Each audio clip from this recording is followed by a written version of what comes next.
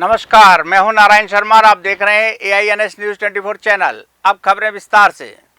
Green earth city Amleshwar की coloniser company green earth इंफ्रावेंचर्स private limited पर RERA ने संज्ञान लेते हुए 2 बार में कुल 8,61,000 रुपए का जुर्माना लगाया है।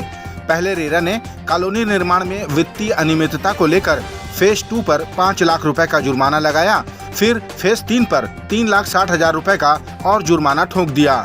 रेरा ने ग्रीन अर्थ इंफ्रावेंचर्स प्राइवेट लिमिटेड को जुर्माना अदा करने के लिए 2 माह का समय दिया है, अन्यथा कठोर कार्रवाई किए जाने की बात कही है।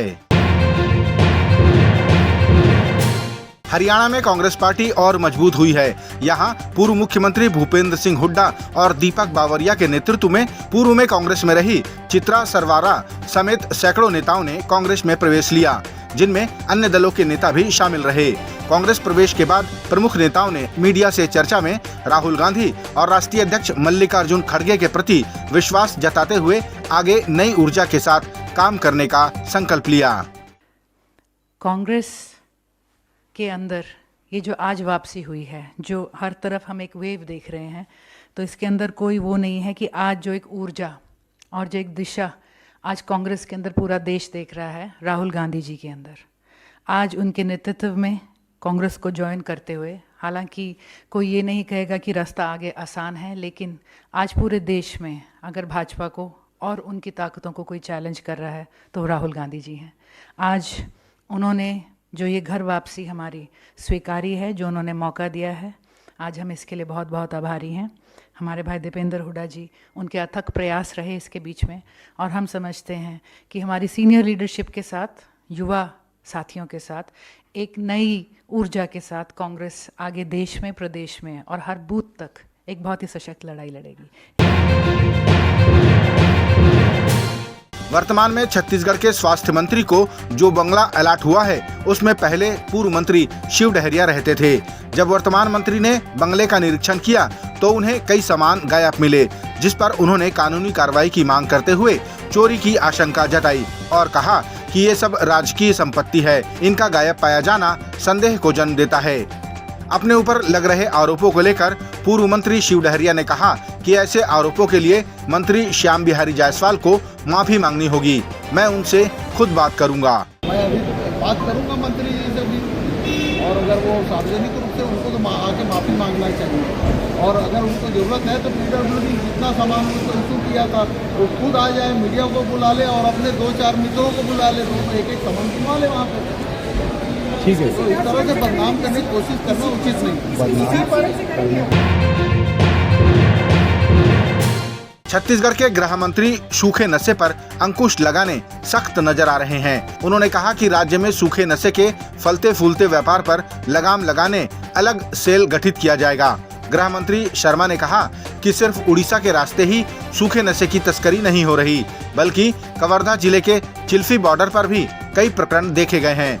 उन्होंने आश्वस्त किया कि जल्द ही सूखे नशे के कारोबार की पूरी चेन को समाप्त कर दिया जाएगा। मैंने कहा कि सूखा नशा और इन चीजों के लिए अलग सेल बनाकर काम करेंगे, जो डेडिकेटेड इसी काम के लिए होंगे, और न सिर्फ उड़ीसा बल्कि अन्य स्थानों से भी ये परिवहन होता है, मध्य प्रदेश की तरफ से भी होता है। मैं तो कवर्धा का रहने वाला हूँ।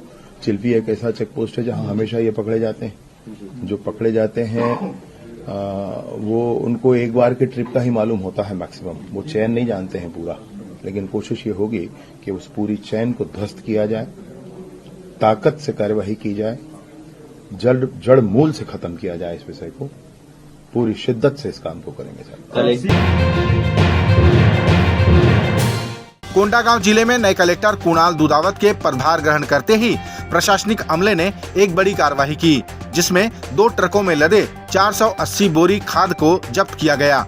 उक्त खाद धमतरी से लाया बताया जा रहा है, जिसे केसकाल के धनोरा थाना अंतर्गत ग्राम सिलहाटी में किसानों को बेचा जा रहा था।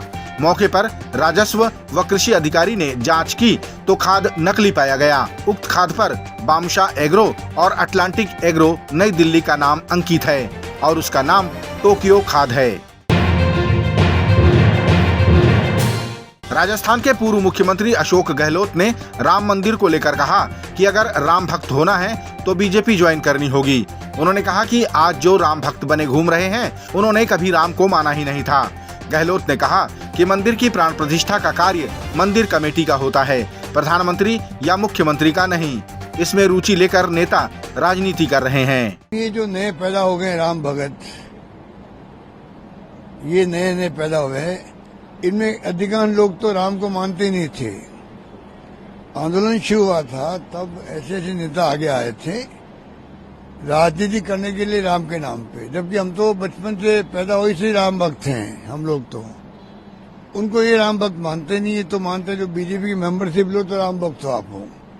ये जो इश्यू बनाए इन्होंने, इनको पूछो ताला किसने खुलवाया था राम मंदिर का? राजीव गांधी ने खुलवाया था। इनको पूछो शिलान्यास किसने किया था? राजीव गांधी ने किया था। ये भूल क्यों जाते हैं? वो अलग बात है कि इश्यू बन गया था बहुत बड़ा, उसमें विश्व हिंदू परिषद ने लीड लिया, लंबी कहानी बन गई। आखिर में सुप्रीम कोर्ट का फैसला जब आया तो चाहे हिंदू है, चाहे मुस्लिम है, चाहे कोई पार्टी के लोग थे, सबने वेलकम किया उसको, सबने वेलकम किया। उसके बाद वो इश्यू खत्म हो गया। उसके बाद में जो धर्मगुरु थे या जो राम जन्मभूमि के ट्रस्टी थे, कमेटी बनी हुई थी, उसका काम है मंदिर बनवाना और उसको प्राण प्रतिष्ठा से करना। प्राण प्रतिष्ठा का काम उनका होना चाहिए। जिस रूप में एनडीए गवर्नमेंट ने, सरकार ने खुद ने, प्रधानमंत्री जी का विशेष इसमें रुचि, योगी महाराज की रुचि लेना एक बात है। मैं मुख्यमंत्री हूं, कोई मंदिर बनता है, कोई धार्मिक स्थल बनता है तो सरकार उसमें सहयोग कर सकती है एक लिमिट तक। असली काम होता है उस कमेटी का जो निर्माण करवाती है, धार्मिक कमेटी होती है, उसका काम होता है। छत्तीसगढ़ मध्याह्न भोजन रसोइया संघ की प्रदेश अध्यक्ष नीलू ओगरे ने जानकारी दी कि प्रदेश भर के रसोइयों की मेहनत रंग लाई। लगातार आंदोलन और नेताओं के साथ अधिकारियों से मुलाकात के बाद ये स्पष्ट हो गया है कि रसोइयों का पिछले 5 माह से लंबित पड़ा वेतन 6 जनवरी की सुबह सभी के खातों में आ जाएगा। नीलू ओगरे ने कहा कि इस बात की पुष्टि उन्होंने स्वयं अधिकारियों से दूरभाष पर चर्चा करके की है। 6 जनवरी के मतलब शनिवार के सबके खाता में आ जाही करके बोले हैं, और वहाँ से लेटर मोर व्हाट्सएप में बोले गए हैं, और बाकायदा फ़ोन करके मैं पूछे भी हूँ कि ये बात सही है करके, तो बिल्कुल सही है करके पुष्टिकरण करे गए हमें। तो मैं सभी रसोइया से अपील करता हूँ कि आप सब जन के संघर्ष रंग लाई से आप एवं सभी रसोइया, सभी ब्लॉक, सभी के तहे दिल से धन्यवाद करना चाहता हूँ। एवं इसी तरह एकता में ही ताकत है। अगर हम एकता के पहचान दिखाथन, जब जब हमन संघर्ष में उतरे हन दीदी हो, तब तब हमार मन के मांग पूरा होए, चाहे वो रसोइया के पेमेंट डलाए के बात होए, चाहे रसोइया के वेतन बढ़ाए के बात होए। जब जब हमन हड़ताल में उतरे हन तब तब हमार मन के मांग पूरा होए। तो मैं तहे दिल से सभी रसोइया एवं सभी IAS अधिकारी जो हमार मन के बात ला सुनी से, जितना भी, चाहे वो भारती दासन हो, चाहे महेश नायक जी हो, सबके मैं तहे दिल से धन्यवाद करना चाहता हूँ। जय जोहार, जय छत्तीसगढ़।